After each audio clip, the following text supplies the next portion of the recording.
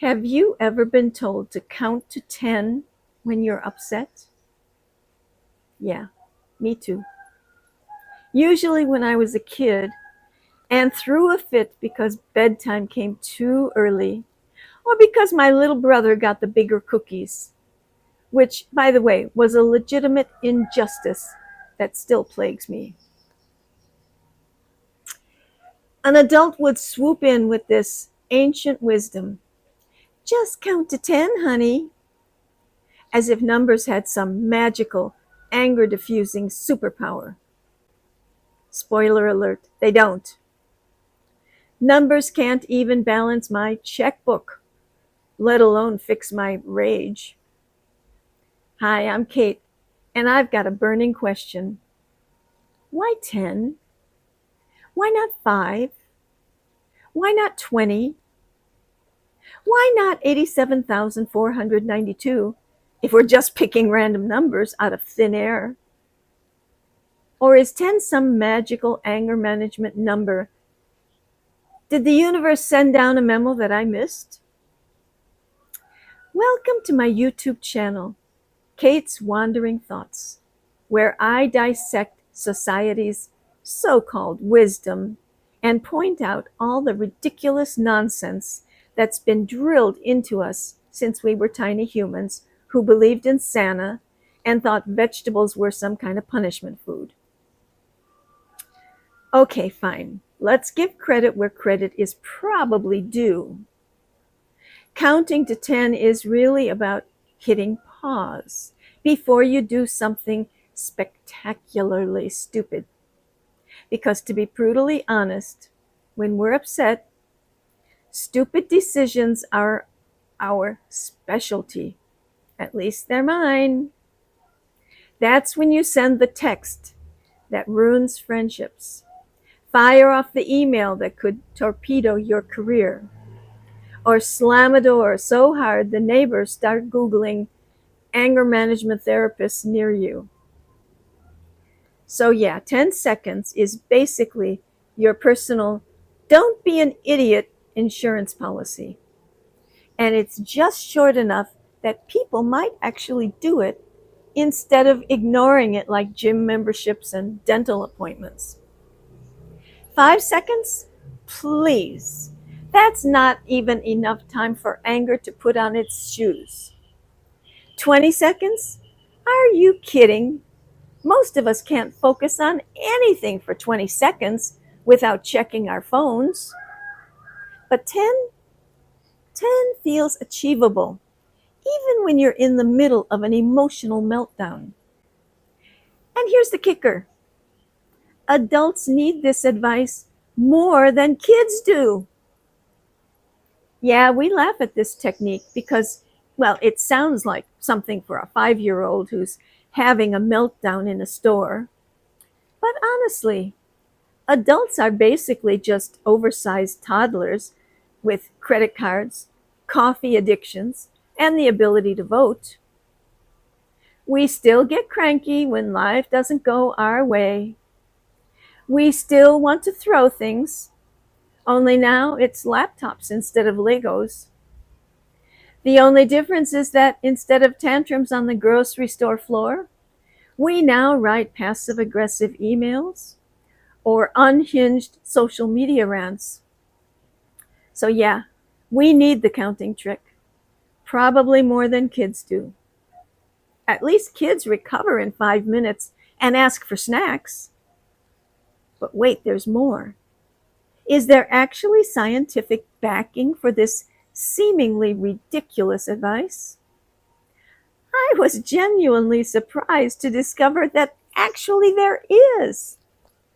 Apparently, when you're about to completely lose your mind, your amygdala, that's the emotional drama queen of your brain, lights up like a Vegas casino.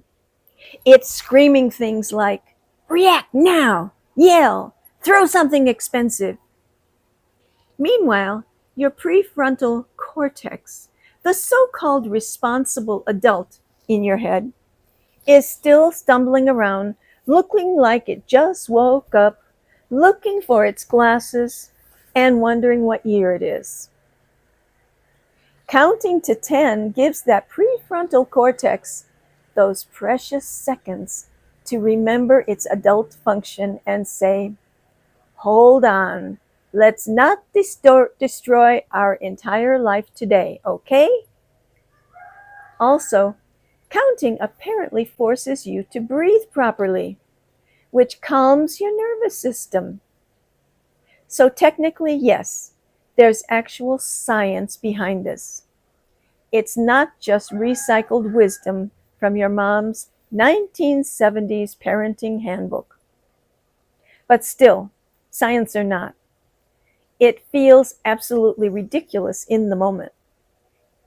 Let's check out a real world scenario where this technique might save you from becoming tomorrow's cautionary tale. Picture this.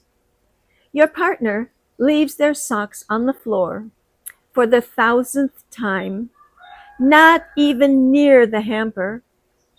You're ready to draft divorce papers, using the sock as evidence of irreconcilable differences. But instead, you count to 10. And by the time you reach 10, you realize, okay, it's socks, not the apocalypse. You still want to scream, but at least you don't end up on Judge Judy explaining how socks destroyed your marriage. But still, why 10? My theory? It's completely arbitrary. Someone somewhere, probably centuries ago, decided 10 was the magic number because we have 10 fingers. Pure convenience. If humans had evolved with 8 fingers, we'd all be counting to 8. If we were some alien species with 12 fingers, we'd be counting to 12. There's nothing cosmic about it. It's just convenient enough to remember and long enough to matter. Here's what kills me about the whole kids versus adults thing.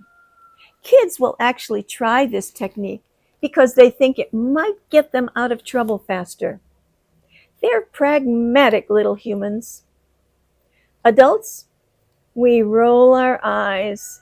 We think we're too sophisticated for such elementary solutions. But then we're the ones slamming doors like we're auditioning for a soap opera, ghosting people instead of having conversations, and posting angry Facebook rants at 2 a.m. like a digital graffiti artist. If anything, we're the ones who desperately need to count to 10. Kids bounce back from their meltdowns in minutes and ask for juice boxes. Adults hold grudges for decades. I know a couple people like that. So if this technique actually works, why don't we use it more often? Because it's embarrassingly simple, and humans are weirdly suspicious of simple solutions. We want our problems to require complicated, expensive fixes because that makes us feel more important. A $300 anger management course? Sure. A week-long meditation retreat in Costa Rica? Sign me up. But counting to 10 for free in the kitchen? Too basic, too easy, can't possibly work. But it does work.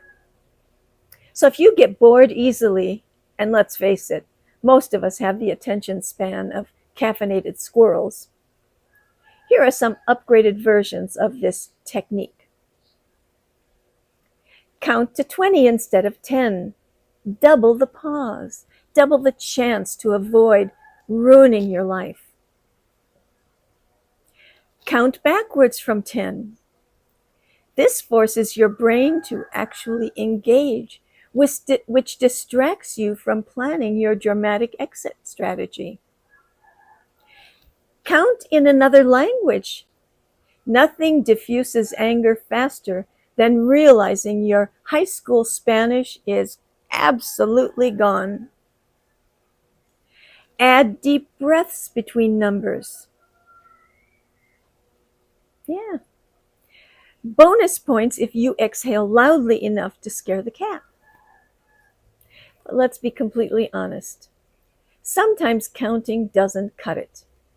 If you're already in full Hulk mode, 10 seconds might just give you time to plan your destruction more thoroughly. Or if you're petty, like me, you'll use the 10 seconds to mentally rehearse your Oscar-worthy retort, complete with dramatic gestures.